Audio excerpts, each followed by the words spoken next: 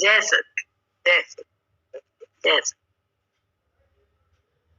मन की तरंग मोड़ लो, बस हो गया भजन।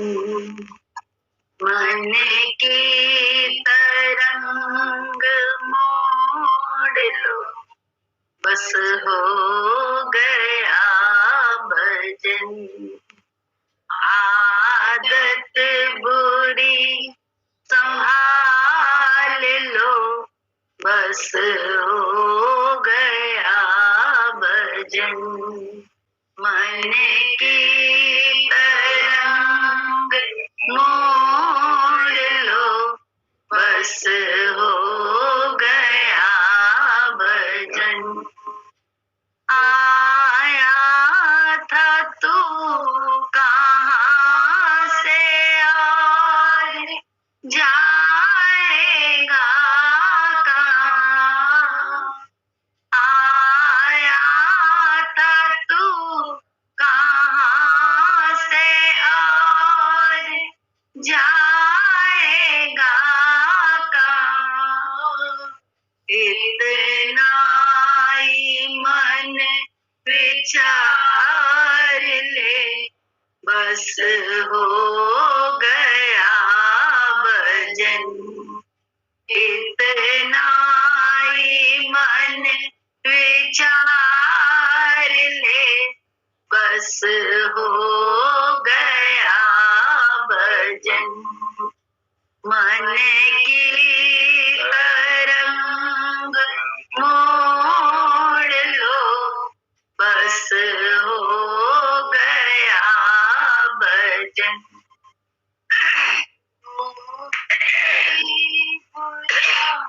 बुरा कहे कर दो उसे क्षमा। कोई बुरा कहे कर दो उसे क्षमा। वाणी के स्वर सुधार लो, बस हो गया भजन। मन की तरंग मोड़ लो, बस हो गया भजन। ये महल मानिया ना तेरे साथ जाएंगे। ये महल मानिया ना तेरे साथ जाएंगे। ऋषियों से मन को मोड़ लो, बस हो गया भजन। ऋषियों से मन को मोड़ लो, बस हो गया भजन। मन की तरंग मोड़ लो, बस हो गया भजन। अनमोल ब्रह्मानंद को जो ढूंढना चाहो। अनमोल ब्रह्मानंद को जो ढूंढना चाहो। घट घट में हरि निहार लो, बस हो गया भजन। घट घट में हरि निहार लो, बस हो गया भजन।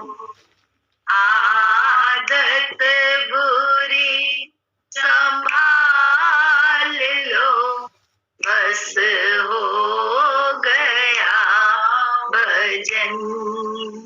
मन की तरंग मोड़ लो, बस हो गया भजन। जैसे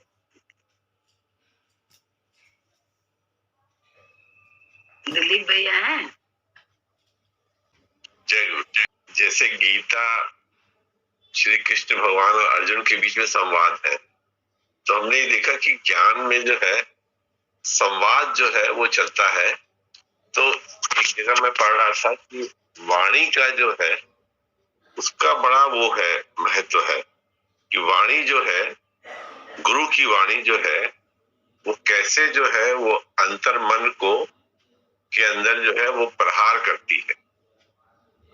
इस बारे में एक कथा हमने पढ़ी थी कि एक बार पुराणों में है कि एक बार 88,000 ऋषि एक जो है वन में इकट्ठे हुए। तो उन्होंने, सूत महाराज थे, वो बहुत ज्ञानी थे।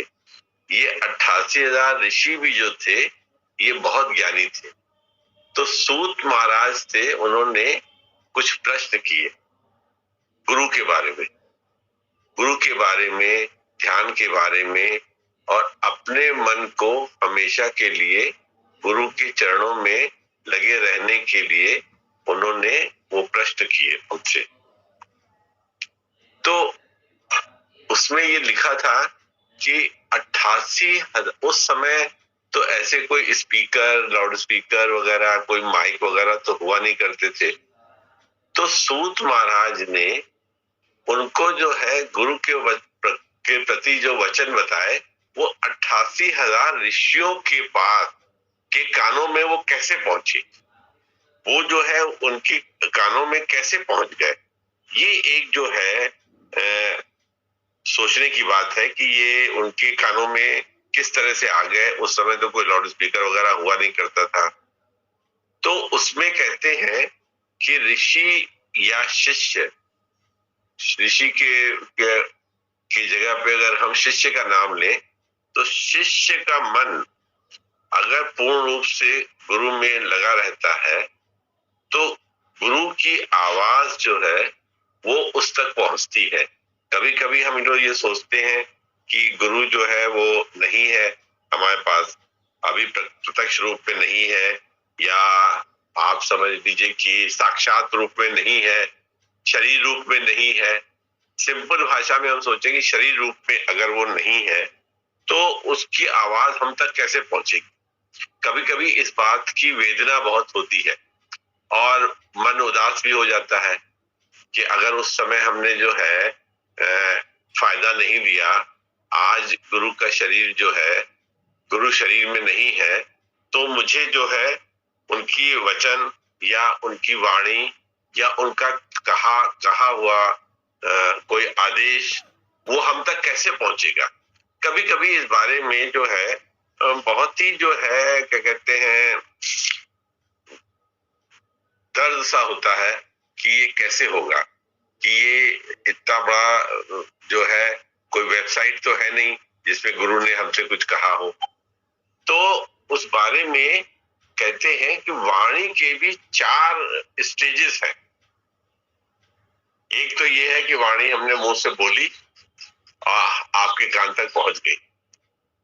एक क्षण पहले, ये सेंटेंस एक क्षण पहले हमने कुछ सोचा, बुद्धि ने सोचा और वाणी वो गले तक आई कि अगला वाक्य हम कहेंगे, तो वो वहां तक आई, दूसरी स्टेज हो गई।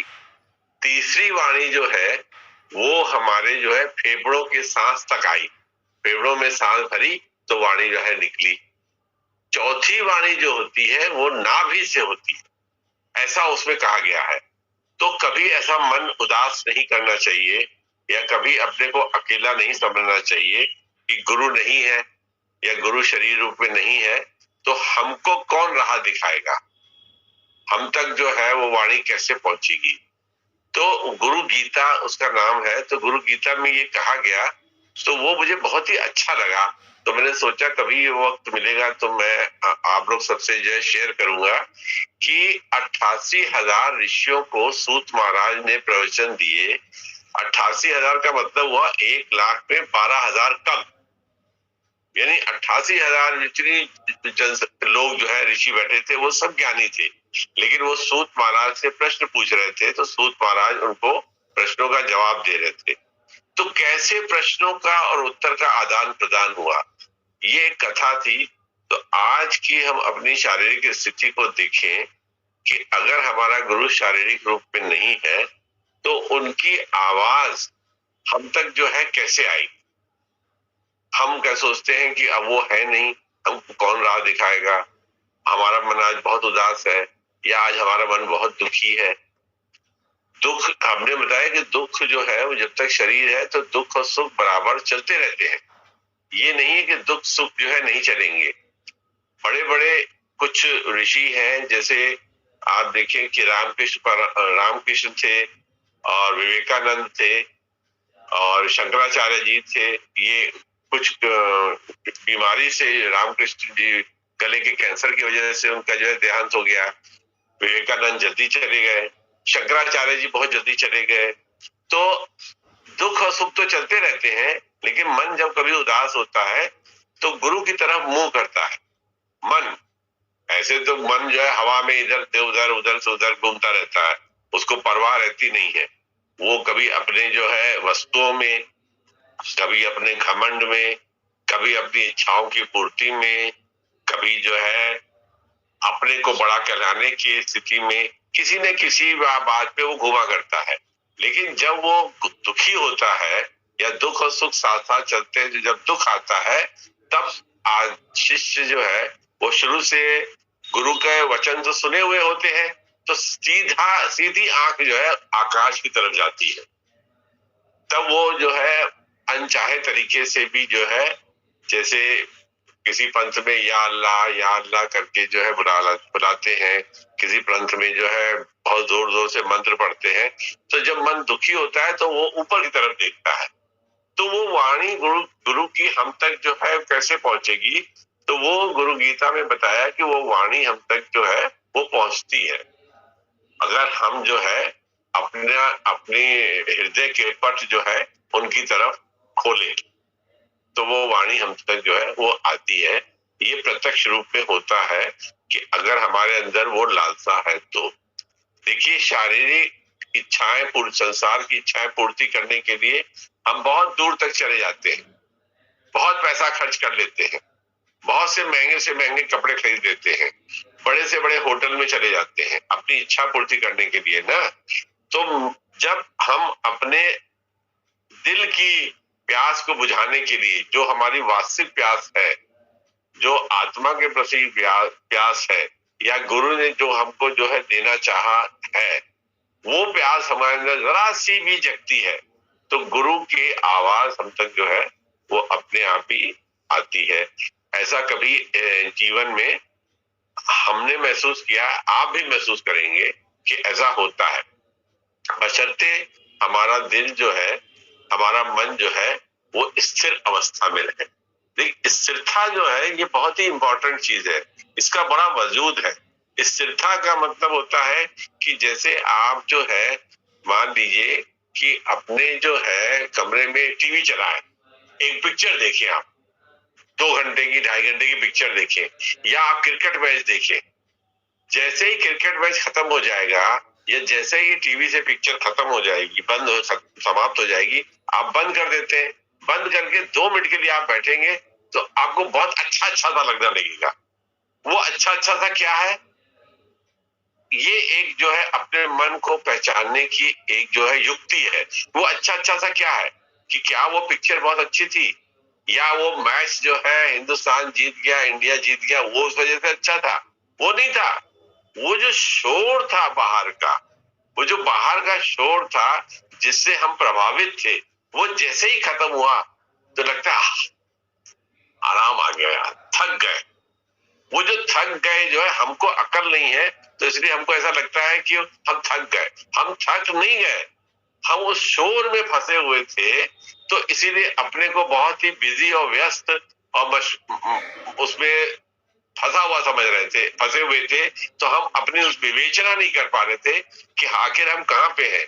जब वो सब खत्म हो गया तो हमारा मन जो है वो एकदम से वातावरण की शांति को, शोर को खत्म देखकर, चुप देखकर, शांत देखकर आराम में आ गया।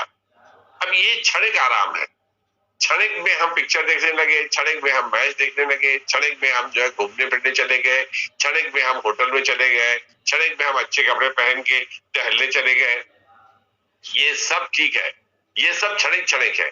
लेकिन फिर उसके बाद जब हम लौट के आए तो फिर कहाँ आराम आया कि हमको अपने घर में, कहते हैं आराम, असल में आराम अपने घर ही में है। कहीं भी जाओ, कश्मीर से कन्याकुमारी तक चले जाओ और हिमालय पर्वत से लेके बे ऑफ बंगाल तक चले जाओ, लेकिन लौट के आओ तो घर ही में आराम होता है। ये प्रकृति जो है, ये गुरु की शक्ति जो है, हमको इस बात का आभास दिलाती है कि हमारा सुख जो है वो घर ही में है। अब उसको, हमारी स्थूल बुद्धि है, हमारी जड़ बुद्धि है, तो हम घर क्या सोचते हैं कि 4 दीवारी का हमारा घर है, फ्लैट नंबर 403, अब यही हमारा घर है। घर हमारा मन में जो अंदर है, अंतर्मुख घर है हमारा, उसी में आराम आता है, उसी में आराम आता है। तभी जो है उसको प्रतीत होता है कि अंदर चले, शांत हो जाए। क्योंकि प्रवृत्ति तो हमारी शुरू से ही जो है गुरु की कृपा से अंदर जाने की है, थी, लेकिन हम बाहर की तरफ जा रहे थे, तो हम वो आवाज को जो है सुन नहीं पा रहे थे। लेकिन बाद में जब हम सोचते हैं कि नहीं, अब आ गए तो आराम आ गया, अब उसी पर आवाज को परमानेंट करने के लिए गुरु जो है वो प्रयास करता है, हमारी वृत्तियों को अंदर मोड़ने का प्रयास करता है। जब वो देखता है कि शिष्य की वृत्तियां बार बार बाहर की तरफ जाती है, बाहर के संसार में इधर उधर घूमती रहती है, तो वो उसका प्रयास करता है कि इसकी वृत्तियां जो है वो अंदर की तरफ आ जाए। जैसे ही गुरु के वचनों के ऊपर हम श्रद्धा रखेंगे, विश्वास रखेंगे और वृत्तियां हमारे अंदर की तरफ मुड़ेंगी, तो हमको आराम मिलने लगेगा, हमको आराम आ जाएगा। क्योंकि हम वहां बेचैन हैं, दर्द से परेशान हैं। एक मरीज होता है, उसको बहुत दर्द होता है, तो वो कहते हैं डॉक्टर साहब कुछ भी करिए, दर्द खत्म कर दीजिए, ये दर्द खत्म कर दीजिए, हमको आराम आ जाए। क्योंकि आराम की प्रवृत्ति रही है ना, आराम की हमेशा से प्रवृत्ति रही है, इसीलिए हमारा मन भी जो है आराम की तलाश में रहता है। लेकिन उसको वो जगह नहीं पता है, उसको वो तरीका नहीं पता है, उसको वो पथ नहीं पता है। तो गुरु जो है उस पथ का इंडिकेशन देता है, सिर्फ वो इंडिकेशन देता है कि ये पथ है, उस पथ पे हमें चलना पड़ेगा, तो हमको आराम आ जाएगा। एक बुद्ध का, हिंदुस्तान के अंदर बुद्ध का बहुत ज्यादा प्रचलन नहीं हुआ और बुद्ध का बहुत ज्यादा प्रचार नहीं हुआ, बुद्ध के बहुत मंदिर नहीं हुए। बुद्ध के एक चचेरे भाई थे आनंद, उनका नाम था आनंद, उससे बड़े भाई थे उसके, उनके।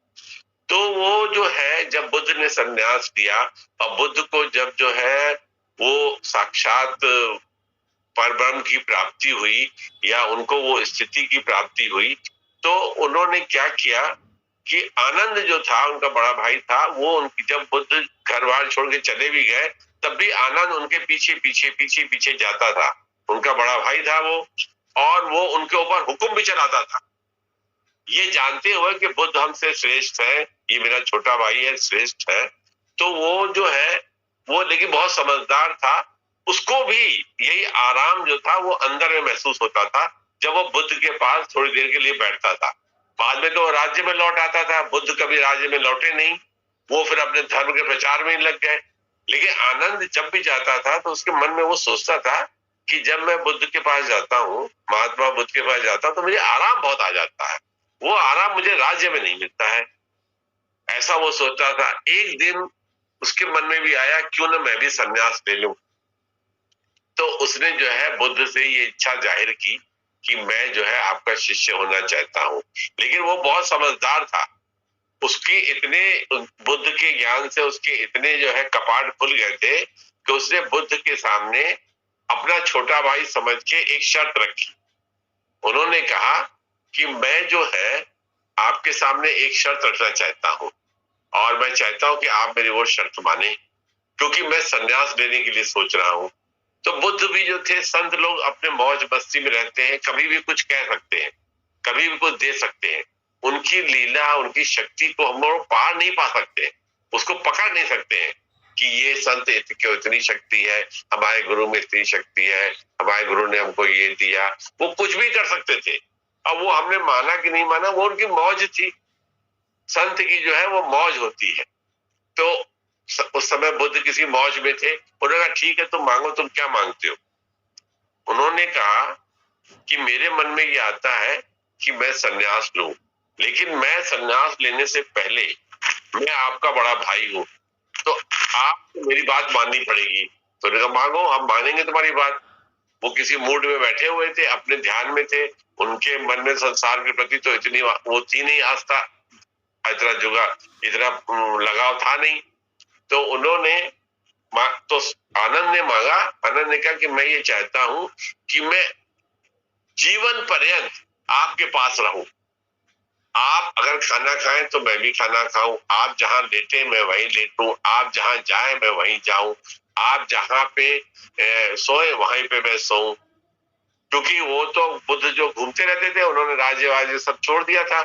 तो उन्होंने कहा ठीक है। तो उन्होंने कहा ठीक है, मैं अब संन्यास लेना चाहता हूं और मैं आपका शिष्य होना चाहता हूं। तब बुद्ध ने जो थे किसी उसी उसमें थे, तो उन्हें आंखें खोली, कहा आनंद तुम क्या मांग रहे हो? कहले मैंने तो मांगा, आपने दे दिया। तो बुद्ध बुद्ध महात्मा बुद्ध ने सोचा कि यार मैंने तो उसको कह दिया कि ऐसा कहो। कहना ठीक है चलो। तो उसने संन्यास ले लिया। तो आनंद ने अपनी किताब में लिखा है कि वो महात्मा बुद्ध के साथ रहे, तब उनके अंदर से छोटे भाई का जो भाव था वो खत्म हो गया। वो उनको उसको उसी को गुरु, महात्मा बुद्ध को ही उन्होंने गुरु माना और उन्होंने भी राज्य छोड़ दिया। और राज्य छोड़ दिया तो उसके बाद क्या हुआ, तो उन्होंने जब उन्हीं के साथ खाते थे, उन्हीं के साथ रहते थे, उन्हीं के साथ होते थे और उन्हीं की सेवा में लगे रहते थे। अगर कहीं पे जाते भी थे, कहीं पे अगर जो है महात्मा बुद्ध के लिए किसी ने शयन ऐसे सोने के लिए व्यवस्था कर दी है, तो ये उसके नीचे जमीन पे सो जाते थे, लेकिन रहते उन्हीं के साथ थे।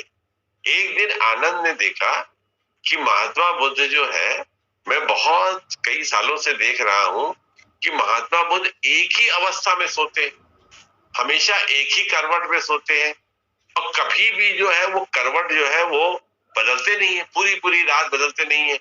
तो उसको बड़ा ताज्जुब होता था कि ये सोते जो है, जिस करवट में लेटते हैं, मैं इनके थोड़े से पांव दबाता हूँ तो ये सो जाते हैं, तो मैं इनके पांव छोड़ के जाके अपने स्थान पे सो जाता था। तो कहता था जैसा मैं उनको पांव दबा के छोड़ता था, वैसे ही वो दूसरे सुबह के समय मिलते थे मुझे। तो उससे एक दिन कौतूहलवश, अपनी जिज्ञासावश बात उन्होंने महात्मा बुद्ध से पूछी कि आप एक ही करवट, एक ही दिशा में कैसे सोते हैं? और हम देखते हैं कि हम लोग जो है, आप देखिए, आप अपने बारे में सीखिए, ऐसे ये डिस्कस करने वाली बात नहीं है। जब हम लोग सोते हैं तो 36 तरीके के जो है पोजीशन लेते हैं। कभी टांग टेढ़ी करेंगे, तो कभी टांग तीर कमान बनाएंगे, कभी सीधे लेटेंगे, कभी दाईं करवट लेटेंगे, कभी बाईं करवट लेटेंगे, कभी उल्टे लेट जाएंगे, कभी सीधे लेट जाएंगे, कभी आंखें बंद करेंगे। 1000 तरह के प्रयास करते हैं सोने के, लेकिन महात्मा बुद्ध एक ही करवट लेट जाते। तो उससे महात्मा बुद्ध से ये कौतूहलवश, जिज्ञासावश ये प्रश्न रखा कि आप एक ही करवट, एक ही अवस्था में कैसे सो जाते हैं? तो महात्मा बुद्ध ने उनसे कहा, आनंद से, कि नींद जो है वो अज्ञान का परिचायक है। नींद जो है वह अज्ञान का परिचायक है। कभी भी जिज्ञासु को निंद्रा अवस्था में नहीं रहना चाहिए।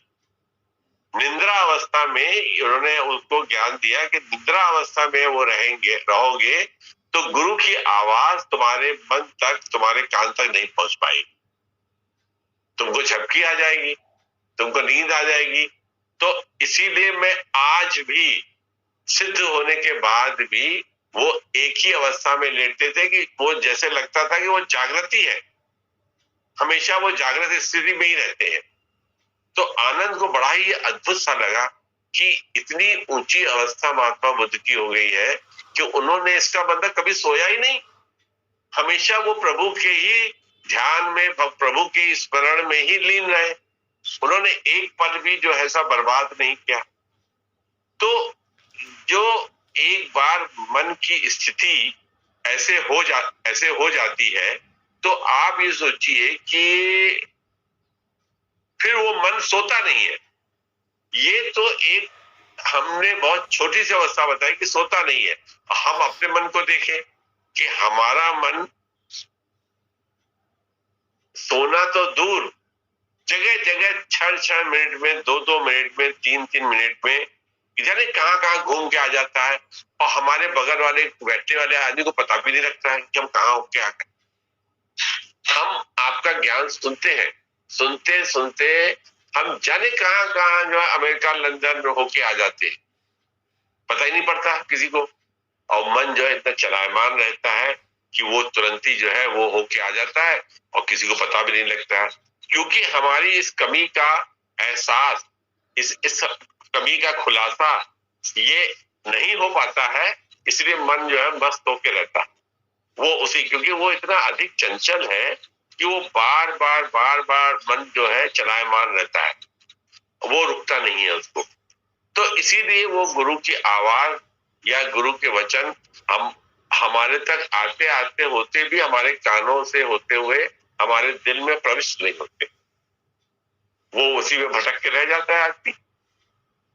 तो जब हमारा मन, अब 88,000 लोगों के से साथ जो संवाद चला उतनी दूर तक पहुंचा, तो हमारे पास क्या गुरु की आवाज नहीं आ सकती है? हम बेहोशी की नींद में रहते हैं, तो इसीलिए हमको वो आवाज सुनाई देती नहीं। ये कहानियां जो बताती है, ये कहानियां बताती हैं कि हम जो चीज जानना चाहते हैं या जो चीज हम समझना चाहते हैं तो हम समझ लेते हैं, बशर्ते हमारा मुख जो है गुरु की तरफ रहे। वो बराबर से आके जो है हमको जो है वो ज्ञान देता है, हमें ज्ञान बताता है। और वो ज्ञान जब बताता है, अगर हमारा मुंह, अगर हम अपने घर के खिड़की दरवाजे अगर सब बंद कर दें तो हमारे पास धूप कैसे आएगी? धूप आएगी नहीं, खिड़की दरवाजे खोलने पड़ेंगे ना। इसी तरह से मन के दरवाजे भी जो है वो गुरु के प्रति खोलने पड़ेंगे। अब वो जो है मन की अवस्था है, हम अपने मन की अवस्था को देखें। ये देखना जो है बहुत जरूरी है। इसके देखे बिना जो है आप समझ लीजिए कि हम लखनऊ में रहते हुए भी हम जो है उस अवस्था को देख सकते हैं। हम दिल्ली में रहकर भी हम अपनी अवस्था को देख सकते हैं। हम किसी बेंगलोर में, चेन्नई में, बरेली में, कहीं पे भी रह के जो है अपनी अवस्था को देख सकते हैं, क्योंकि वो मन हमारे साथ है। तो वो हमारे साथ साथ वो चलता रहता है। और वो उसको देखने वाला कौन है?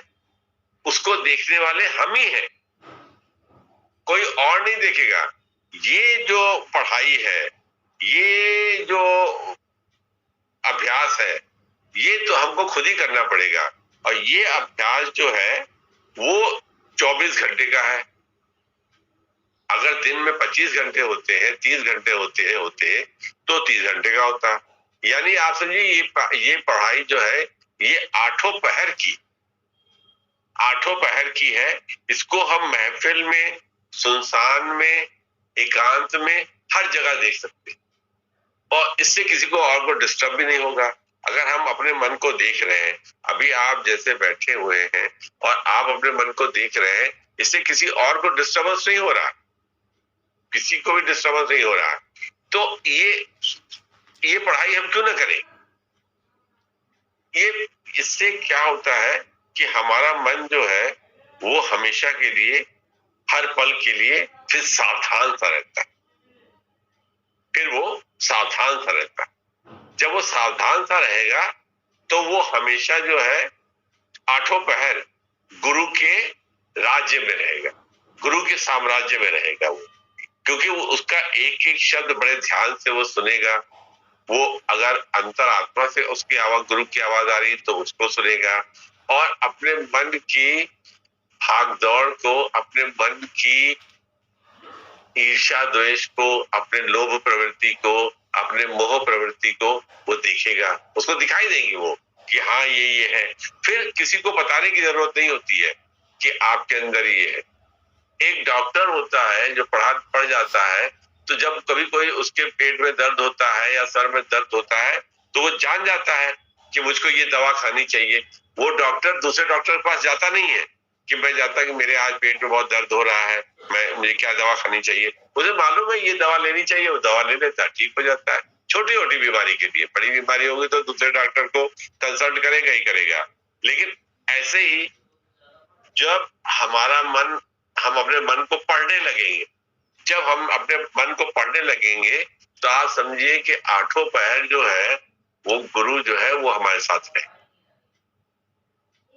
वो हमारे साथ रहेगा, और हमारा मन ही जो है वो अंतर्मुख होके जो है वो उसका जो है ध्यान कराएगा, उसी का ध्यान कराएगा। ये एक बड़ा ही अच्छा चमत्कार है कि जो है कि हम जो है अगर उसमें लगे रहेंगे तो वो जो है गुरु अपने आप ही जो है वो कार्य करने लगेगा आगे हमको। लेकिन होता क्या है कि हम उतना कर नहीं पाते, क्योंकि ये बहुत कठिन साधना है।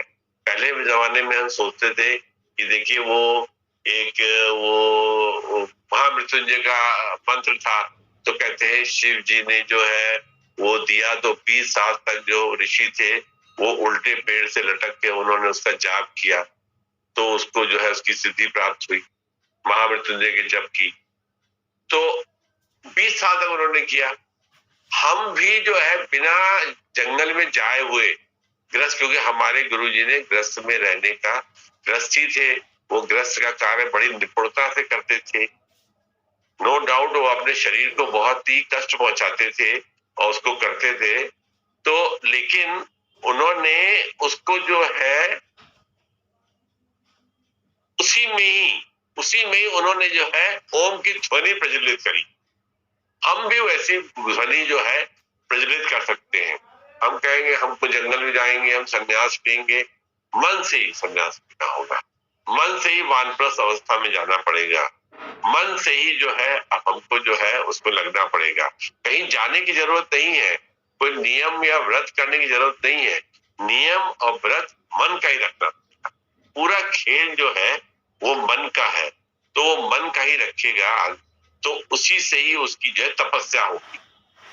कहने को होता है लोग जंगल में जाते हैं, तपस्या करते हैं, इतने जो है एक लंगोटी में रहते हैं, सारा जो है घर बार और परिवार छोड़ देते हैं।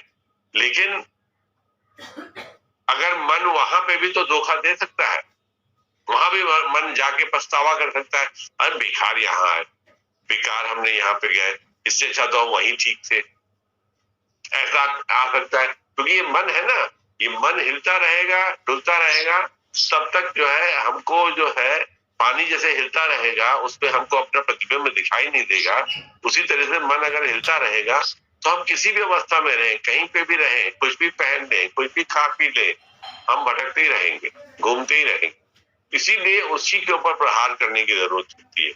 जैसे कोई आदमी अपने एक पालतू कुत्ते को पालता है तो वो उसको सुबह घुमाने के लिए ले जाता है, तो उसको पट्टा वट्टा बांध के ले जाता है और घुमा के लेता, पट्टे में रखता है कि वो कुत्ता भाग जाएगा, इधर उधर चला जाएगा, तो उसको पट्टे में बांधता है। ऐसे मन को जो है वो पट्टे में बांध के रखता है। अब ये जरा जो प्रयास है, ये परिश्रम जो है, मैं ऐसा सोचता हूं कि थोड़ा कठिन है।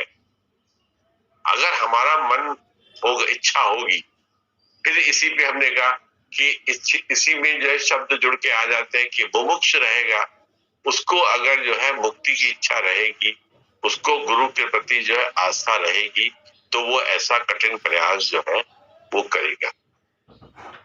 क्योंकि जहां पे गुरु जो है शरीर रूप में नहीं है, वहां पे हमको और प्रयास करके जो है गुरु से जुड़ने की जरूरत है। अगर हम उतना प्रयास नहीं करेंगे तो आपने देखा होगा कि कहते हैं कि गाड़ी रोक लो, गाड़ी रोक लो। कहते क्यों रोक ले? कहते आगे जो है एक छोटा सांड घूम रहा है, वो कहीं पे भी जो है वो लड़ गया है, वो किसी को भी मार देगा, इसलिए गाड़ी रोक लीजिए अपनी, अभी उधर मत जाइए। क्योंकि छोटा सांड जो है वो घूम रहा है, वो कभी भी चोट पहुंचा सकता है।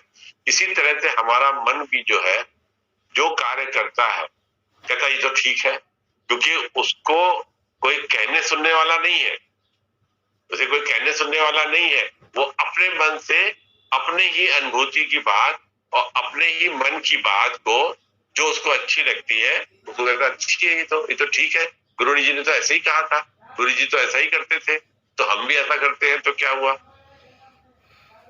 तो ये क्या है कि मन को बहुत ही सावधानी पूर्वक जो है गुरु की तरफ जो है मोड़ना है। अब वो मोड़ने का तो प्रयास हमको खुद ही करना पड़ेगा। मैंने ये देखा कि इतनी कृपा हो जाती है कि एक बार गुरु जी ने खिड़की खोल दी, उन्होंने बताया कि यहाँ से धूप भी आएगी, हवा भी आएगी। अब उस खिड़की को खुला रखना जो है वो हमारा ही काम है, मस्तिष्क का काम है, हमारा दिमाग जो है उस पर लगेगा तो वो उस कार्य को करेगा। ये अवस्था जो है हमने देखा टोटल प्रयास जो है वो साधक का है। कहते हैं गुरु की कृपा हो जाएगी तो सब हो जाएगा, गुरु की कृपा हो जाएगी तो सब हो जाएगा। मैं ये बात मानता हूँ कि गुरु की कृपा होगी, लेकिन गुरु की कृपा भी कब तक और कितनी होगी? तो कहते हमेशा होगी, वही मुक्त करेगा, वही हमें पार करेगा, और हम करते रहेंगे अपने मन की ही हमेशा। तो ये क्या है, अपने मन को जो है एक तरह का छलावा है, हम छलावा देते हैं कि हम जो कर रहे हैं वो ठीक कर रहे हैं। तभी देखिए बहुत पुराणों से, बहुत आदिकाल से जो है गुरु शिष्य की प्रथा चली। एक बार रामचंद्र जी ने जो है अपने, उनके गुरु थे क्या नाम था उनका, नाम नहीं याद आ रहा है, जिन्होंने ज्ञान दिया, वशिष्ठ जी। वशिष्ठ। हाँ वशिष्ठ जी। तो वशिष्ठ जी से उन्होंने पूछा कि मैं तो आपसे अभी मिला, आप ये कह रहे हैं कि मैंने जो है तुम्हारे जो है पूर्वजों को ज्ञान दिया, मैंने जो है इक्ष्वाकु तक को ज्ञान दिया, मैंने ज्ञान दिया, तो आपने कैसे दिया है? जब शरीर उत्पन्न हुआ है और शरीर खत्म हो जाएगा, तो आप कब से इक्ष्वाकु से लेके जो है, तब से लेके जो है आप जो है ब्रह्म का ज्ञान दे रहे थे। आज मैं आपसे पूछ रहा हूँ, जब रामचंद्र जी को वैराग्य हुआ और वो जो है वशिष्ठ जी के आश्रम में गए और उन्होंने उनसे पूछा कि मैं कौन हूँ, तो उन्होंने कहा कि वशिष्ठ जी ने पूछा कि कौन है, दरवाजा कौन खटखटा रहा है? तो उन्होंने कहा यही तो जानने के लिए मैंने आपको दरवाजा खटखटाया है। तो वशिष्ठ जी ने दरवाजा खोला तो देखा रामचंद्र जी खड़े थे। रामचंद्र जी, मैं थोड़ी सी कथा थोड़ा सा उसकी संक्षेप में बता देता हूँ कि रामचंद्र जी दरवाजा खोला वशिष्ठ जी ने, तो उन्होंने देखा कि रामचंद्र जी बिल्कुल मुरझाए हुए फूल की तरीके से खड़े हैं, उनका चेहरा काला हो गया है, उनकी आंखों के नीचे कालिमा आ गई है, आंखें फटी हुई सी है, शरीर कमजोर सा है, जो उनके चेहरे पर तेज था वो नहीं है। तो उन्होंने कहा राम तुमको ये क्या हो गया है? तो हमको ये सुनने में आ रहा था, राज्य से समाचार आया था कि तुमने खाना पीना भी छोड़ दिया है। तो उन्होंने कहा, रामचंद्र जी ने कहा कि मैं कौन हूँ ये जानने के लिए मैं आपके पास आया। तो वशिष्ठ जी से उनके संवाद शुरू हुए, तो वो योग वशिष्ठ बना। तो वो लंबी कहानी है, कभी मौका लगेगा तो मैं आपको बहुत अच्छे तरीके से डायलॉग करके तो बता दूंगा। तो वो तब उन्होंने उससे पूछा कि वशिष्ठ जी के मुंह से निकला कि मैंने ये ज्ञान जो है युगों युगों से चला आ रहा और मैं ही ये ज्ञान को दे रहा हूँ। वशिष्ठ जी ने कहा कि मैं ही, जैसे श्री कृष्ण ने अर्जुन से कहा कि मैंने ये ज्ञान दिया है, ऐसे वशिष्ठ जी ने कहा। तो उन्होंने अपने शरीर की तरफ नहीं कहा, उन्होंने कहा कि ये ज्ञान शुरू से ही था, और मैंने ही ये ज्ञान दिया है, और ये तुम्हारे भी कई जन्म हुए हैं, जो वो जन्म तुमको नहीं पता है लेकिन मुझे पता है। श्री कृष्ण के वाक्य भी देखिए, अर्जुन से वो यही थे कि हजारों जन्म हुए हैं लेकिन मैं उन जन्मों को जानता हूं, तुम नहीं जानते हो। क्योंकि वो शारीरिक शरीर में जो रहता है तो वो तो जीवन मरण की अवस्था में रहता है। तो वो जो हमने बताया, वो अन्नमय कोश में जब तक रहेगा, अन्न से बना हुआ शरीर है, तो उसका तो विनाश होगा ही होगा। तो वो उसी में घूमता रहेगा। तो वशिष्ठ जी ने या श्री कृष्ण जी ने उस चोटी से खड़े होकर बात करी, जिसको अर्जुन को उन्होंने श्री कृष्ण ने ऊपर से नीचे सुनाया, वशिष्ठ जी ने जो ऊपर से लेकर नीचे तक रामचंद्र जी को सुनाया। तब उन्होंने जब रामचंद्र जी को ज्ञान दिया योग वशिष्ठ में, तब उन्होंने उसको बताया कि ये शरीर जो है, ये जो उपजा है, तो ये तो जाएगा ही जाएगा, ये नहीं रुकने वाला है। लेकिन जो आत्मा है, जो शक्ति है, जो सही रूप है तुम्हारा, जिसको तुम नहीं पहचानते हो और जिसके न पहचानने की वजह से तुम पल पल दुखी सुखी होते रहते हो, उसको पहचानने की जरूरत है। इसीलिए तुम्हारे मन में इतनी जो है चंचलता है, इतना जो है बेकरारी है, इतनी इंतजारी है, क्योंकि तुमको जो है वो आराम नहीं है ना, आराम नहीं है, राम में आराम नहीं है। तो उन्होंने कहा कि राम को स्थापित करना पड़ेगा। वशिष्ठ जी ने रामचंद्र जी को जब वो ज्ञान दिया, तब उन्होंने जाना। तब रामचंद्र जी ने क्या किया, अपने दिल के द्वार वशिष्ठ जी के द्वारा बताए हुए मार्ग की तरफ खोले। तो उनको ये समझ में आया कि जो है मैं, जबकि रामचंद्र जी तो खुद भगवान थे, शिव के रूप थे, सब कहते हैं, लेकिन गुरु और शिष्य की प्रथा को हम कभी नजरअंदाज नहीं कर सकते, अनदेखा नहीं कर सकते। क्योंकि ये प्रथा जो है, ब्रह्म की गांठ को, ब्रह्म के रहस्य को खोलने के लिए गुरु शिष्य की प्रथा जो है वो मूल आधार है, वो बेस है। अकेले अगर आदमी करे तो अकेले आदमी नहीं कर सकता। अभी हमने थोड़ी देर पहले बताया कि मन को हम आठों पहर हमें देखना है। आप और हम कैसे देख पाएंगे? उससे तो जीवन बड़ा नीरस हो जाएगा। हमेशा ही मन को देखता रहेगा तो उसके चेहरे से हंसी गायब हो जाएगी, उसके दिल में से आराम गायब हो जाएगा, वो मन को ही देखता रहेगा।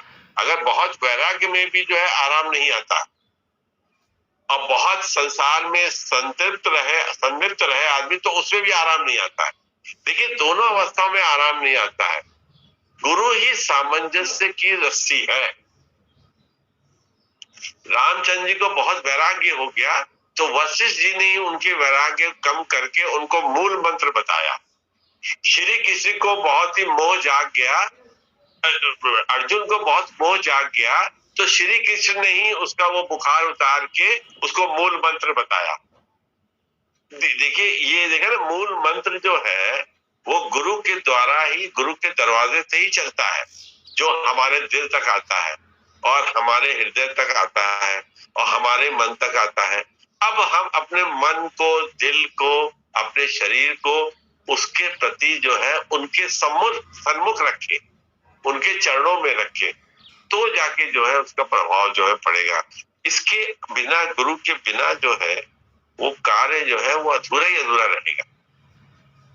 आप देखिए, जैसे जो है अभी जब हम कभी हमने शुरू में गाड़ी सीखी, तो हमारा सारा ध्यान जो है वो स्टीयरिंग पे ही इतनी कस के हम पकड़ते थे कि लगता था कि स्टीयरिंग ही हाथ से छूट जाएगा तो हम गिर जाएंगे, जबकि उसमें 4 पहिए लगे थे, गिरने की जरूरत नहीं थी। सिखाने वाला कहता था, उसने युक्ति बताई कि तुम आगे देखो और देखो तुम्हारी गाड़ी सीधी सीधी चलनी चाहिए, और जहां पे टक्कर होने लगे वहां ब्रेक का इस्तेमाल करो। अब उसने हमको सिखाया, हम उसके वचनों पे चले और हमने उसको सीखा। गुरु किया ना, गुरु तभी तो समझ में आया। अगर गाड़ी चलाने वाला गुरु हम नहीं करते थे, अपने मन से करते थे, तो क्या करते फिर हम? छुट्टे साड़ की तरीके से गाड़ी कहीं लड़ाते थे। तो जब बाहरी विद्या के लिए हमें गुरु की जरूरत पड़ती है, तो जब हम आत्म बुद्धि की बात करते हैं, आत्मज्ञान की बात करते हैं, वहां पे भी जरूरत नहीं पड़ेगी क्या? वहां गुरु की जरूरत नहीं पड़ेगी, वहां हम अपनी किताबों से ज्ञान कर लेंगे, किताबें पढ़ लेंगे। कितनी किताबें पढ़ लें, कितने वेद पढ़ लें, कितना कुछ कर लें, लेकिन अगर गुरु के सामने नतमस्तक नहीं हुए तो हमें कुछ नहीं हासिल होने वाला। आप कहते हैं, हम कहते हैं कि अगर हम कोई रामायण पढ़ते हैं, अगर हम जो गीता पढ़ते हैं, अगर हम गुरु गीता पढ़ते हैं, अगर हम ग्रंथ साहब पढ़ते हैं, तो उसके लिए भी जो है वो गुरु ही हमको समझा सकता है। बिना गुरु के जो है वो गीता, वो रामायण, वो ग्रंथ साहब हमारे पल्ले नहीं पड़ने वाला है। हाँ, उससे क्या होगा, हम पढ़ लेंगे, पढ़ने से जो हमारे अंदर मोह माया है और जो संलिप्तता है संसार के प्रति, तो एक पौधा अहंकार का और खड़ा हो जाएगा। मैंने पढ़ा है, मुझको आता है, मुझे सब मालूम है, किसी को क्या पता है, मैंने तो देखो बड़ा अध्ययन किया है इसका। तो क्या होता है, उसका अहंकार पैदा हो जाएगा। अभी ये छोटे छोटे पौधे निकल के आ जाते हैं, अब बड़ी जो है कठिन परिस्थिति आ जाती है, तभी हम लोग कहते हैं, कभी कभी के मन में आता है कि यार मोक्ष पाना जो है, शांति पाना जो है, मुक्ति पाना जो है, ये शांति पाना जो है, ये बहुत कठिन काम है, ये पॉसिबल नहीं है।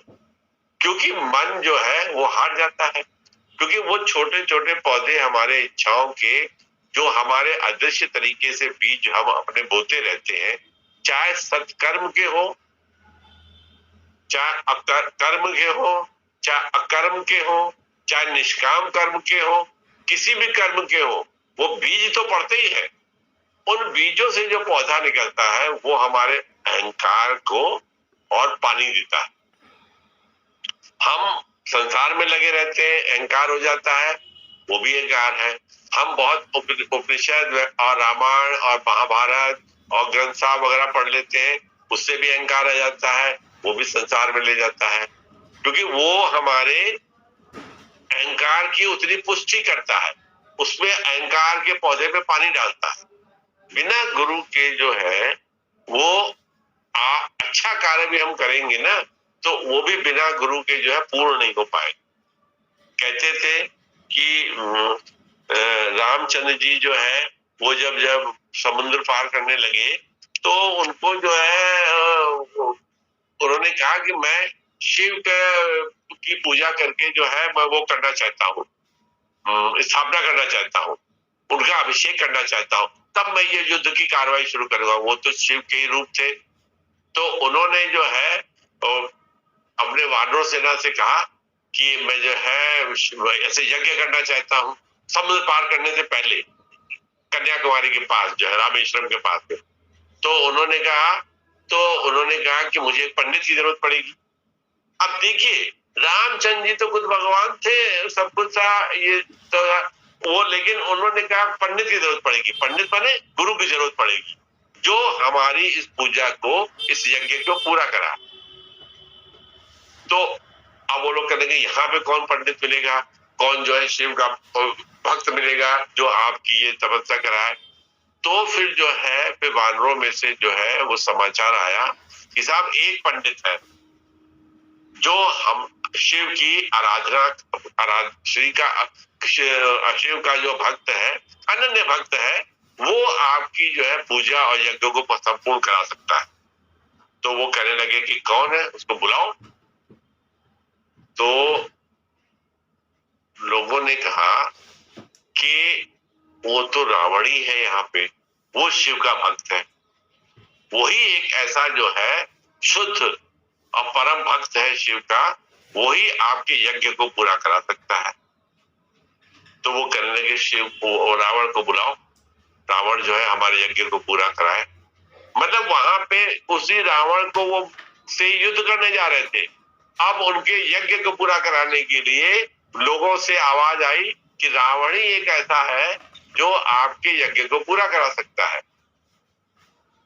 तो उन्होंने कहा रावण को बुलाया जाए कि हम ऐसे ऐसे जो है वो करना चाहते हैं। तो कथा ये कहती है कि फिर रावण के पास संदेशा भेजा गया अब वो कहाँ तक सच है कहाँ तक गलत है ऐसा तो मैं नहीं, तो गहराई में नहीं जाता मैं। तो रावण आए और उन्होंने वो यज्ञ कराया, शिवलिंग की स्थापना करी, शिवलिंग की स्थापना करी और फिर उन्होंने कहा कि यज्ञ जिस कारण कार्य के लिए किया जा रहा है उस कार्य में तुम्हें सफलता हो, ऐसा वरदान भी दिया रावण ने। और क्योंकि उस समय वो जो थे, रावण जो थे, वो जो है वो धर्मात्मा की तरीके से आए थे और ये जो थे रामचंद्र जी यजमान की तरह से थे, सेवा में लगे थे। तो उसने वो कार्य विधि उनकी पूरी कराई और उनको आशीर्वाद देके वो चले गए, ऐसा कहते हैं।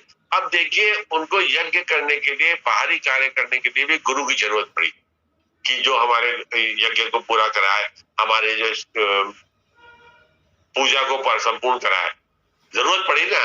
तो ऐसी तरीके से जब हम कोई कार्य करते हैं या कभी हम जैसे हमने जैसे ब्रह्म का ये यज्ञ खोल रखा है कि हम ब्रह्म के ज्ञान को प्राप्त करेंगे, हम मन को स्थिर करेंगे। जब इस यज्ञ को पूरा करना होगा तो भी तो हमें गुरु की जरूरत पड़ेगी, बिना गुरु के कैसे हो पाएगा। चाहे वो पठन पाठन से हो, चाहे नियम व्रत से हो, चाहे वो सुबह उठने से हो, चाहे वो रात में जल्दी सोने से हो, किसी कार्य के वजह भी हो, लेकिन हमको गुरु की जरूरत पड़ेगी ना। बिना गुरु के तो हमने कहा ना अहंकार का पौधा जो है वो जन्म ले लेता है, वो हमको जो है फिर भटका देता है। फिर वो जो है निष्काम कर्म का अहंकार हो, वो कर्म का अहंकार हो, अकर्म का अहंकार हो, कैसा भी किसी कार्य का भी अहंकार होगा, किसी अवस्था का भी कार्य होगा, वो हमको जो है फिर वो जीवन मरण में ले आए। फिर हम जो है शरीर से उसी की उस तत्व को जो गुरु देना चाह रहा था या देना चाहता है, हम उस तक पहुंच नहीं पाए। बड़ा ही इसका बड़ा ही वैसा है, ये बड़ा ही माइन्यूट और बड़ा ही जो है वो ऐसा है कि हम क्या बताएं आपको कि एक बार मैं साइंस पढ़ता था तो साइंस में मैंने जो है ये बायोलॉजी ले रखी थी। बायोलॉजी का मतलब वनस्पति और जंतु विज्ञान वगैरह ये सब था। तो उसमें क्या हुआ, मेंढक काटना था। अब मेंढक काटना था तो और एक वो होता है जो देखते हैं लकड़ी के पीछे जो काकरोच वो छुप जाता है, उसके भी काटने का था, प्रैक्टिकल में था। बिना उसको काटे इम्तिहान में पास नहीं हो सकते थे, तो उसका अभ्यास करना होता था। तो भाई मैं घर में जो है मैंने वो एक ट्रे बनाई, ट्रे में मोम डाला, मोम डाल के उसको जब वो हो गया मोम को पिघला के उसको ट्रे में डाला। उसमें जो है अब मेंढक चाहिए था, मेंढक हमको मिलते थे 4-4 आने के स्कूल में, तो हम मेंढक पकड़ के लाए। अब मेंढक को काटता था, तो अब मेंढक को ऐसे करके वो ऐसे ऐसे उसके पैर ऐसे ऐसे करके उसे पिन चुबो के सीधा उल्टा करके लेटाना था, फिर उसको काटना था। अब उसके काटने में क्या था कि अगर गलत जगह पे कैंची लग जाए तो बहुत खून बहेगा उसमें से, अब बहुत खून बहेगा और वो जो है पूरा पानी जो है लाल लाल हो जाएगा और सब कुछ हो जाएगा। तो उसको सीखना पड़ा गुरु से, वहां स्कूल के टीचर से, जिसको गुरु कहते थे, कि वो ऐसे करके काटना है कि उसकी नस नहीं कटनी चाहिए। एक दिन भाई मैं ऐसे दिन में काट रहा, हमने अभी तैयारी की थी, मेंढक ले आया था और मेंढक को क्लोरोफॉर्म वगैरह सुंघा के हमने उसको बिछाया। इतने में ही भगवान जी आ गए। अब भगवान जी आ गए तो भगवान जी ने कहा कि क्या कर रहे हो, तो मैंने कहा गुरु जी की वो क्या कहते हैं वो मेंढक काट रहे हैं। मेंढक काटना है? क्या है मेंढक काट रहे तुम? हमने कहा हाँ मेंढक काटना पड़ेगा, ये बायोलॉजी में है, अगर ये सही सही नहीं काट पाएंगे तो इसकी जरा सी भी नस इधर उधर हो जाएगी तो उससे खून बह जाएगा, तो नंबर नहीं मिलेंगे। वो नस को बचा के काटना है। भगवान ने कहा तुम ले आए मेंढक? हमने कहा हम ले आए हैं और जो है वो हमने जो है उस पर रखा है, बेहोश करने के लिए रखा है उसको, अभी थोड़ी देर बेहोश हो जाएगा। अब गुरुजी आ गए तो हमने कहा अच्छा रहने दीजिए, फिर बाद में करेंगे, शाम को कर लेंगे इसको। तो उन्होंने कहा नहीं अच्छा करो, तुम करो, मेरे सामने करो उसको। तो हमने कहा नहीं अच्छा नहीं लगेगा भगवान जी, अच्छा नहीं लगता वो। कहेंगे नहीं नहीं तुम करो। तो पहले तो उनको भी अच्छा नहीं लगा कि कहेंगे अच्छा अच्छा बाद में करना। तो हमने कहते बाद में करेंगे, जब आप जाएंगे चले जाएंगे तब उसके बाद में करेंगे। आधे घंटे के बाद ही बोले चले वो काटो उसको। एक भजन उन्होंने गाया और उसके बाद जो है फिर एकदम से कहने के नहीं चलो उसको काटो। मैंने कहा वो ऊपर है, ऊपर हमें छत पे जो है उसको डब्बे में कर रखा है, अब उसको क्लोरोफॉर्म दोबारा देनी पड़ेगी। चले उसको दो, हम देखे तुम क्या करते हो, ये तो बहुत गंदा काम है, तुम क्यों करते हो। हमने कहा ये पढ़ाई में है, बिना करे तो हो नहीं पाएगा ये। तो हम उसको मेंढक को जो है ले गए और उसको बेहोश किया। बेहोश करने के बाद जो है उसको लेटाया। भगवान जी भी ऊपर आए, तब वो लालबाग में रहते थे। ऊपर आया और ऊपर आके उन्होंने उसको देखा, हमने उसे पेन वेन चुभो दी थी और चुभो दी तो भगवान जी को अच्छा लगा नहीं। उन्होंने नाक पे जो है कपड़ा रख दिया है ना। बट वो वो ये देखना चाह रहे थे कि ये बंदा करता क्या है पढ़ाई में, इसको कर क्या रहा था इसमें। इसको इंटरमीडिएट में मैं था उस समय, तो मैं उसको फिर उसको काटने लगा। तो वो गौर से वो देखने लगे कि ये इसमें कौन सी नस तुम बता रहे थे जो कट जाएगी तो उसमें से खून निकल आएगा। तो मैंने उसको बहुत किनारे किनारे से धीरे धीरे करके मैं उसे कैंची से काट रहा था। तो मैंने कहा था कि ये जो है देखिए ये नस है, ये नस में जरा सी भी सुई चुप, कैंची की नोक भी चुप गई तो फिर उसका शरीर के खून को रोक नहीं सकते हैं, पूरा खून बह जाएगा, पूरा पानी जो है लाल लाल हो जाएगा और फिर उसके नंबर नहीं मिलते। इसका मतलब हम डिसेक्शन जो है यानी हम उसको सही तरीके से काट नहीं सकते। तो देखा था हमने भी उसको काटा था, लेकिन उस समय भगवान जी कृपा से मैं सही सही काट गया उसको। तो उन्होंने वो बात हो गई, खत्म हो गई। फिर वो तो फिर हमने खत्म कर दिया उसको। उसके बाद फिर नीचे आए, चाय वाय पी भगवान जी ने। फिर उसी में भगवान जी ने देखिए ज्ञान निकाला। देखिए गुरु जो है हर हर पग पथ हर कदम पे हर पग पर जो है ज्ञान निकालता है। अभी कहाँ इंटर की पढ़ाई, कहाँ बायोलॉजी, कहाँ मेंढक का काटना।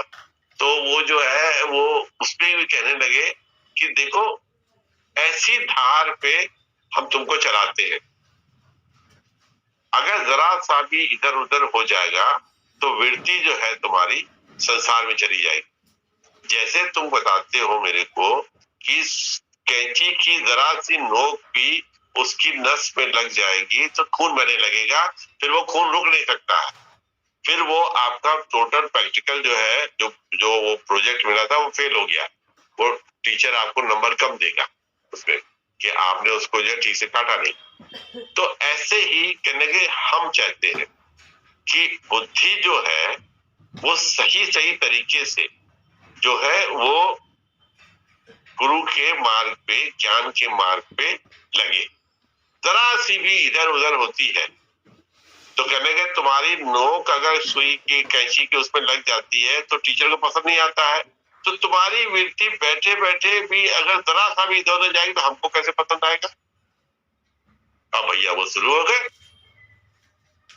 और जो फिर उन्होंने हमको जो है बहुत ही ढूढ़ तरीके का और बहुत ही जो है गहरा तरीके का जो है वचन कहे, जो उन वचन को मैं अभी भी याद करता हूँ। तो मैं देखता हूँ कि it was very difficult to understand कि उन्होंने हमारे ही पढ़ाई से और उन्होंने हमारे ही ज्ञान से हमको ही बांधा कि तुम्हारी वृत्ति भी जरा सी भी जाती है। और तुम्हारी वृत्ति कैसे जाती है, तुम्हारी वृत्ति जो है वो क्षण भर में चली जाती है, तुमको भी आभास नहीं होता है। तुमको भी करने के तुम आए, हम लोग ऊपर से नीचे आए, ये मैं उनके वचन बता रहा हूँ आपको जो उन्होंने उस समय मुझे कहे। कहले हम लोग ऊपर से नीचे आए, फिर तुमने पूछा कि चाय पिएंगे गुरुजी, तो हमने कहा हाँ अच्छा पी लेते हैं चाय। तो फिर तुम चाय किचन में बनाने गए और जब जाए तो जब तुमने चाय बनाई तो वहां से लेके वहां तक जब तक हम कमरे में बैठे थे तब तक के तब तुम्हारा मन कहीं इधर उधर गया नहीं, बताओ। मैंने कहा हाँ गया, वो मन तो गया इधर उधर। तो मैंने कहा कि कहाँ कहाँ गया, तुम्हारा मन गया कि वहां जो है हम मेंढक को वो आधा खुला छोड़ आए हैं तो उसको फेंक दें, नहीं तो कुछ होगा, चील भी ला जाएंगी या बंदर आ जाएगा। तो मन में आया ये, हाँ ये तो आया मेरे मन में। और मैं चाय बनाने का पानी चढ़ा के मैं ऊपर जाके उसको कर भी आया। उनको पता है कि मैं ऐसा कर भी आया। देखो कि हमको पता नहीं लगा, लेकिन तुम्हारे मन में जो है ये यहाँ से लेके चाय बनाने तक और चाय बनाकर मेरे तक लाने तक तुम्हारा मन कितनी कितनी जगह गया। अब ये बात तुम्हारे मन अच्छाई की तरफ गया कि वहां से गंदगी हटा दे, साफ कर दे और ट्रे को उल्टा करके रख दे, धूप में सुखा दे, ये अच्छाई के लिए। ऐसे गलत रास्ते पे भी जाता है। उन्होंने हमारे मन को हमारे ही आईने में हमको दिखाया। देखिए, गुरु और शिष्य के संवाद जब चलते हैं तो कभी कभी वो संवाद, कभी कभी क्या ज्यादातर वो संवाद जो है बहुत तीखे होते हैं, बहुत कड़वे होते हैं, जिनको अगर हम बयान करें और लिखें तो आप कहेंगे ये कोई ज्ञान है क्या, इस तरह से थोड़ा बात करनी चाहिए। मतलब आपके मन में ऐसा आएगा, जबकि ऐसा होता नहीं है। हमेशा संवाद जो है वो तीखे होते हैं। श्री कृष्ण ने अर्जुन से कहा कि तुम नपुंसक हो, तुम जो है नपुंसक हो और तुम जो है इंसान कराने लायक नहीं हो, तुम क्षत्रिय वर्ग के होके बड़ी बड़ी बातें करते हो। उसको इस तरह से उन्होंने कहा। वशिष्ठ जी ने रामचंद्र जी को कहा कि तुम्हारा चेहरा इतना काला हो गया है, आंखों के नीचे छाइयां पड़ गई हैं और मुझे साम्राज्य से जो है संदेशा भी आया है कि तुमने 5-6 दिन से खाना भी नहीं खाया है और रात में तुम सोते भी नहीं हो। उसे कठोर वचन दे के उसे बाहर निकाला ना। तो गुरु और शिष्य के संवाद हमेशा प्यारे प्यारे नहीं होते। बहुत रेयरेस्ट केस में प्यारे प्यारे होते हैं। वो संवाद थोड़े कठिन और कठोर होते हैं। अब वो तो शिष्य जानता है कि गुरुजी कितने कठोर स्वभाव के से बात करते थे। तो उनको जो ज्ञान देना होगा, तो ज्ञान जब देना होगा तो वो तो बताएंगे ना, असलियत बताएंगे ना। उस असलियत को हमारा मन मानने को तैयार नहीं है। वो असलियत को हमारा मन, क्योंकि हमारा मन हमेशा अच्छा, हमको सब अच्छा कहे, हमारी कोई बुराई न करे, हमारी तारीफ ही करें, हम उसको सुनने के लिए मन जो है ललचाए रहता है। वो अपना मन जो है लगाए रहता है कि हमारी बढ़ाई होती रहे, हमको बुरा कोई न कहे, हम जहां जाएं वहां मेरा आदर सत्कार हो, हमको कुर्सी दी जाए बैठने के लिए, हमको पूछा जाए। ये मन की प्रवृत्ति रही है। लेकिन गुरु और शिष्य के संवाद में इसका कोई स्थान नहीं है। इसका कहाँ स्थान है? गुरु और शिष्य के स्थान में तो ये है कि गुरु ऊपर बैठेगा, शिष्य नीचे बैठेगा। पहले जो व्यवहारिक जो वो है शिष्टाचार है, वो तो यही कहता है ना कि गुरु ऊपर बैठेगा, शिष्य नीचे बैठेगा। तो भाषा में भी जो है देखिए उतार चढ़ाव होगा। अब उस उतार चढ़ाव को, उस गुरु की मार को जो सह ले, तो कभी कभी जो है ऐसा लगता है कि वो जो दिन जो है लौट आए जैसे। तो अब हम बहुत समझदार हो गए हैं, अब अगर वो दिन लौट के आए तो मैं पूरा फायदा ले लूं। लेकिन वो क्या होता है कि अब पछताए क्या होता है जब चिड़िया चुग गई खेत। ऐसे होता है ना कि हम भूतकाल के में हुई कमियों को के लिए आज भी पछतावा करते हैं। संसार में भी करते हैं, संसार में भी करते हैं कि हम वहां गए थे, उसने ये कहा था तो मुझको ये कहना चाहिए था, उसके यहाँ गए थे तो हमको उससे ऐसे बात करनी चाहिए थी, हमको उसके यहाँ गए थे तो हमको ऐसे कपड़े पहन के जाने चाहिए थे। हम पछतावा करते रहते हैं। हमको उसके यहाँ गए थे तो हमको उस समय पहुंचना चाहिए था, राइट टाइम पहुंचना चाहिए था, या हमको लेट पहुंचना चाहिए था। भूतकाल का मनुष्य हमेशा पछतावा करता रहता है और वर्तमान में जो है उसका प्रयास नहीं करता। भविष्य वर्तमान में हम उसमें सुधार नहीं करते। हमको सुधार करना चाहिए। बस अब बहुत हो गया, हमको सुधार करना चाहिए। क्योंकि आप देखिए, हम देखें तो शरीर का तो कोई ऐसा लिखा पड़ी तो हम करके लाए नहीं है कि हम इतने साल तक ही रहेंगे। 2 साल का बच्चा गुजर जाता है, 20 साल के लोग गुजर जाते हैं, 50 साल के लोग गुजर जाते हैं, 70 साल के लोग गुजर जाते हैं।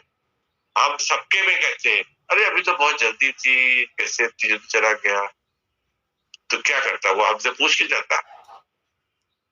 तो यही हमारा भी तो हाल है, यही हमारा भी तो हाल है। जब भी हम कभी जो है परमार्थ की बात करते हैं, मन को कराते हैं, सुनाते हैं, तो सोचते हैं ठीक है यार, ऐसे बाद में कर लेंगे, बाद में देखते हैं, इसको कर लेते हैं। अच्छा, बस रात में हम ऐसा करते हैं, 2 पन्ने पढ़ने हैं। देखिए मैं एक बात बताता हूँ आपको, बड़ी ही जो है मेरे लिए तो बड़ी ही शर्म वाली बात है। कभी कभी क्या होता है कि कोई किताब होती, गुरु की किताब है, गुरु जी की किताब होती है, हम सोचते हैं कि ये जो है 18 नंबर पेज से मुझको जो पढ़ना है, 2 पन्ने पढ़ने हैं, तो अभी पढ़े, अच्छा अभी नहीं पढ़ते, थोड़ी देर में पढ़ लेते हैं। अच्छा ऐसा करते हैं, वो काम करके आए फिर आके पढ़ लेते हैं। फिर उसके बाद देखते हैं कि अच्छा ऐसा करते हैं कि अच्छा वो छोटी को लेने जाना स्कूल, उसको लेके आते हैं, उसके बाद आके पढ़ लेते हैं। अब देखिए, पढ़ने दो, अब देखिए कद्र कितनी है, करते कराते रात के बज गए 10:30। सारे कर्म जो करने थे, जिनकी आप जरूरत समझते थे, वो सब पंचन्दा जी ने की। खाना भी खाया, बच्चे को स्कूल से भी लेके आए, लोगों से बात भी करी, कहानी भी सुनी सुनाई, लेकिन वो 2 पन्ने नहीं पढ़े। 2 पन्ने कब याद आए? जब 10:30 पौने 11 बजे जब लेटे, अरे यार वो पन्ने तो पढ़े नहीं। फिर उठ के पढ़े, फिर या तो फिर क्या किया, मैं आपको एक असली चीज बताता हूँ। अभी हो सकता है आप अपने मन की बात शेयर न करें, लेकिन मैं तो करने में शर्माता नहीं हूँ बिल्कुल भी, क्योंकि अब ऐसा कुछ है नहीं। कभी कभी मन में आता है, अच्छा कल सुबह उठ के पढ़ लेंगे, अभी बहुत नींद आ रही है, थक गए हैं। ये हालात है, मन जो है, ये हालात है, मन हमको इस तरह से बहकावे में रखता है। बार बार घंटी बजती रही मन में कि वो 18 नंबर पेज से हमको वो देखना था, वो क्या था, वो क्या गुरुजी ने कहा था, वो सिर्फ देखना था मुझको कि उन्होंने क्या कहा था। चिंतन चलता है तो उस चिंतन में कभी कोई बात आई तो मैंने कहा नहीं, उन्होंने ऐसा तो नहीं कहा था, अच्छा चलो मैं देखता हूँ उसको 18 नंबर पेज में, फिर मैं देखता हूँ, कागज लगा दिया। अब वो करते कराते रात के 10 बज गए, 10 बजे मन ये कहता है अच्छा चलो कल देखता हूँ, आराम से फ्रेश बुद्धि से सुबह उठ के देखेंगे। सुबह उठते ही ब्रश व्रश करके और चाय बनाऊंगा अपने लिए, तो चाय लेके तब मैं बैठूंगा, तब उस समय लिखूंगा मैं। अब देखिए, कंफर्टेबल सिचुएशन हम अपनी क्रिएट करते हैं वो 18 नंबर पेज को पढ़ने के लिए, कि वो किसी ने कहा नहीं कि पढ़ के सोना, उसमें हमको कोई चीज जाननी थी। ऐसे बात ही बात मन में ख्यालात आपस में टकराए तो मेरे मन में आया कि वो 18 नंबर पेज पे क्या लिखा था उसको जानने के लिए भी है भाई साहब को फुर्सत नहीं थी, टाइम नहीं था। क्योंकि हम तो कहते हैं जीवन का कोई भरोसा नहीं है, फिर हम कितनी लंबी ले गए उसको। 24 घंटे के लिए हमने समय डाल दिया सिर्फ ये जानने के लिए कि गुरु जी की किताब के 18 नंबर पेज पे हमको 2 लाइन वो पढ़नी थी, क्या पढ़नी थी। उसके लिए हम कंफर्टेबल सिचुएशन देखते हैं, सुबह जब उठेंगे मूड फ्रेश रहेगा, तब उस समय जो चाय बना के बैठेंगे, तब उस समय देखेंगे खोल के। ये देखिए मन किस तरह से हमको छिलावा देता है। तो गुरु जी जब किसी कार्य को देखते थे तो उस कार्य में ही जो है वो ज्ञान को बहुत महीन तरीके से पैदा कर देते थे। लेकिन जब उस ज्ञान को पैदा करते थे तो हमको लगता है कि वो हमारा मन स्वीकार करने को तैयार नहीं रहता था, क्योंकि मन तो बहुत मोटी रजाई ओढ़े रहता है ना, उसके ऊपर कितने भी डंडे बरसाओ, रजाई हमने खूब मोटी पहन ली हो, आप ऊपर से कितने भी डंडे बरसाए हमको लगेंगे नहीं। उसी तरीके से मन को भी जो है वो लगता नहीं है, असर होता नहीं है, जब तक कि वो मन को जिज्ञासु 10 जनों के सामने खुद नहीं उजागर करता है, खुद नहीं उजागर करता है, तब तक कि मन जो है वो मानने को तैयार नहीं रहता। अभी किसी को आप बोलिए कि तुम, मैं देखता हूं तुम बोलते बहुत हो यार, थोड़ी देर मौन रहा करो, अब उसको ये बात समझ में नहीं आएगी, क्योंकि मन वो बात सुनने को तैयार नहीं है। गुरु जी ने क्या कहा था? गुरु जी के वचनों में कहीं पे अगर आप तलाशे तो वहीं लिखा होगा कि बहुत न बोला करो, वह क्या बात दिन भर बड़ बोलते रहते हो, चुप रहा करो। गुरु के पास भी आते हैं तो पंचायत लेके आते हैं, अपनी पंचायत अपने घर में रखा करो, यहाँ आओ तो यहाँ चुप होके बैठो, शांत होके बैठो, ऐसा कहते थे, ऐसा कहा भी होगा। आप लोगों ने सबने सुना भी होगा, कभी न कभी कहा जरूर होगा, ऐसे कहीं बिना वो रह नहीं सकते, क्योंकि उनको शोर और क्या वो तो पसंद नहीं था इतना जब कभी बात होती थी। तो ये जो है, तो अभी अगर हमको आप कहें यार मनचंदा जी इस बात चुप रहा करो, बहुत बोलते रहते हो, फिर ये बात हमको अच्छी लगेगी? हमको अच्छी नहीं लगेगी कि देखो ये कैसे टोक दिया हमको उन्होंने। तो मन जो है ना, हमने कहा ना, मन की प्रवृत्ति हमेशा जो है अपने हिसाब से होती, लेकिन हमने कहा था कि वही बात है कि गुरु की वाणी जो है वो हम तक पहुंचती है, धीरे धीरे करके पहुंचती है। जब 88,000 लोग जो है बैठे हैं और सूत जी महाराज प्रवचन कर रहे हैं, तो वो भाषा उन तक कैसे पहुंच रही? तो गुरु जी की अदृश्य शक्ति की भाषा जो है वो हमारे कानों तक नहीं आएगी क्या? हमारे कानों तक आएगी, उसके लिए कोई शारीरिक रूप लेना या स्थूल रूप से आने की जरूरत नहीं है, वो उसी अवस्था में से आएगी, आवाज आएगी। क्योंकि वाणी जो है, वाणी जो है, ओम शब्द जो है, ओम शब्द का तो कभी नाश हुआ ही नहीं, वो तो हमेशा से ही वातावरण में है, वो एटमॉस्फेयर में है ही है। तो गुरु के द्वारा उच्चारित किया हुआ ओम शब्द जो है वो तो है ही है ना। तो गुरु की वाणी जो है कभी मर ही नहीं सकती, वो हमेशा ट्रेवल करती है हमारे साथ साथ, हम उसको साथ देखें और चाहे न देखें। ये सब कथा है, अब क्या बताएं आपसे। कभी कभी ऐसी ऐसी बात छोटी छोटी हमको समझ याद आती है तो बड़ा अजीब सा लगता है कि बुद्धि वहां तक नहीं पहुंच सकती है, लेकिन गुरु तो हमेशा एक लेवल से ही बात करता है। हमने ये नहीं कहा कि गुरु जी जो है पहले ऐसे थे, फिर उनको और ज्ञान हो गया, फिर और ज्ञान हो गया, बहुत ज्ञान हो गया, ऐसा हमने नहीं कहा। हमने कहा वो तो शुरू से ही परिपूर्ण थे और उनमें वो उतना ही, जैसी शक्ति उनकी 68 में थी, 1968 में 67 में थी, ऐसी उनकी जो है आखिरी वक्त तक थी। शक्ति तो एक ही समान थी, लेकिन उनके कर्मों की स्थिति, कार्य करने की शैली जो थी वो उनके प्रारब्ध के हिसाब से बदलती रहती थी। इस पे हम कभी बात करेंगे आपको कि गुरु जी के कार्य करने की शैली जो है प्रारब्ध के हिसाब से बदलती थी, और पहले 1967-68 में कैसी थी और फिर बाद में कैसी हो गई। तो वो तो प्रारब्ध था, उसमें उनका कोई परिवर्तन नहीं था, वो उनके प्रारब्ध की पुकार थी, तो जो वो ऐसा करती थी कार्य करने की शैली। लेकिन ज्ञान जो था, ब्रह्म ज्ञान जो था और जो शक्ति थी वो तो समान थी, छिनई घटे छिनई बढ़े वाली नहीं थी, ऐसी नहीं, ऐसा था। देखिए दोनों में फर्क है, कभी हमारे मन में आ गया और कभी हमें चांस मिला, तो मैं प्रारब्ध की कार्यविधि उनकी और उनके ज्ञान की शक्ति की कार्यविधि मैं आपको अलग अलग करके बताऊंगा कि वो जो है वो बराबर अलग अलग थी, लेकिन उनमें कुछ वो समानता और लेन देन नहीं था। ये प्रारब्ध हो गया, ये कार्य हो गया तो उनका ज्ञान बढ़ गया, ये कार्य हो गया तो उनका ज्ञान कम हो गया, ऐसा नहीं हुआ।